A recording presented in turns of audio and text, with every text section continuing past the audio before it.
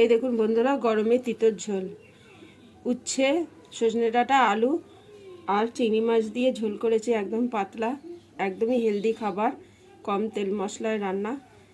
কেমন করে করেছি দেখাচ্ছি, পুরো ভিডিওটা আপনারা দেখতে থাকুন। আপনাদের উচ্ছে, আলু আর সজনে ডাঁটা দিয়ে চিংড়ি মাছ দিয়ে ঝোল দেখাবো। এই দেখুন, উচ্ছেগুলো ঠিক এরকম কেটে নিয়েছি, আলু এরকম কেটেছি, আর সজনে ডাঁটাগুলো এরকম কেটে নিয়েছি, কেটে ধুয়ে নিয়ে এসেছি। এবার রান্না করব।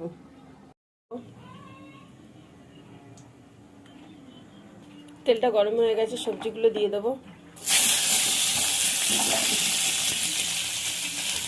সবজিগুলো তেলে একটু নাড়াচাড়া করে নেব।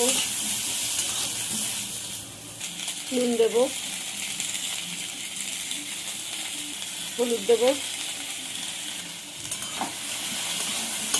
হলুদ নুনটা মিশিয়ে দেবো সবজির সঙ্গে।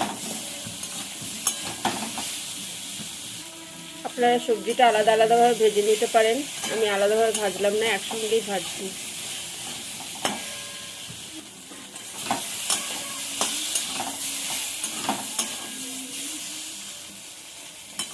এরকম বন্ধুরা, ভাজাটা ঠিক এরকম করবো। এবার মশলা দিয়ে দেবো, আদা বাটা আর জিরে বাটা, হলুদের গুঁড়ো।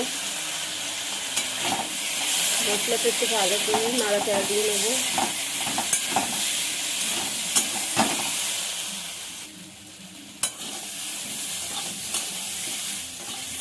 এরকম মশলাটা কষানো হয়ে গেছে, এবার জল দিয়ে দেবো।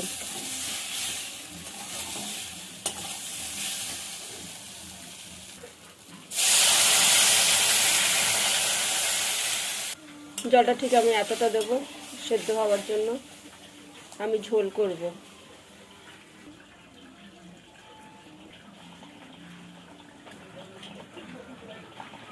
একটু নুন দেবো,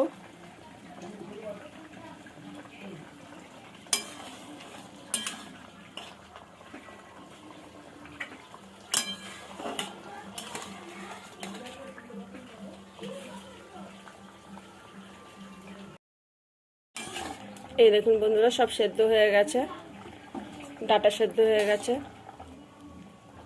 আলু সেদ্ধ হয়ে গেছে, উচ্ছেও সেদ্ধ হয়ে গেছে। এবার নামিয়ে সোমবার দেব। কড়াইতে সর্ষের তেল দেবো। তেলটা গরম হয়ে গেছে, সর্ষে ফোড়ন দেবো। সর্ষেটা হাতা দিয়ে একটু ভেঙে ভেঙে দেবো।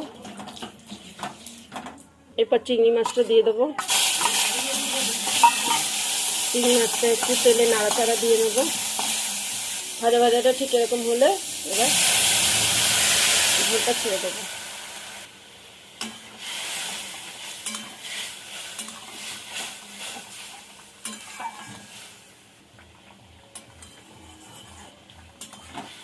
এইরকম তিতর ঝোল কিন্তু খুব ভালো লাগে, দারুণ লাগে খেতে। আমি যেভাবে করেছি ঠিক সেরকমভাবে করে দেখবেন, সত্যি বলছি খুব ভালো লাগে খেতে। একবার করে খেয়ে দেখবেন। এর মধ্যে লঙ্কা চিড়ে দিয়েছিলাম, আপনাদের বলতে ভুলে গেছি। এই দেখুন লঙ্কা, এটা আপনাদের বলতে ভুলে গেছি। তিতো তো অল্প একটু লঙ্কা দিতে হয়। উচ্ছের ঝোল আমার রেডি। এই দেখুন, রান্নাটা কেমন হলো বলবেন। ভালো লাগলে একটা লাইক কমেন্ট শেয়ার করে দেবেন, পাশে থাকবেন, পারলে একটা সাবস্ক্রাইব করে দেবেন। আপনাদের সঙ্গে আবার অন্য কোনো ভিডিওতে দেখা হবে। ভিডিওটা দেখার জন্য অসংখ্য ধন্যবাদ। এবার নামিয়ে নেব। দেখুন বন্ধুরা, নামানোর পর ঠিক এরকম হয়েছে।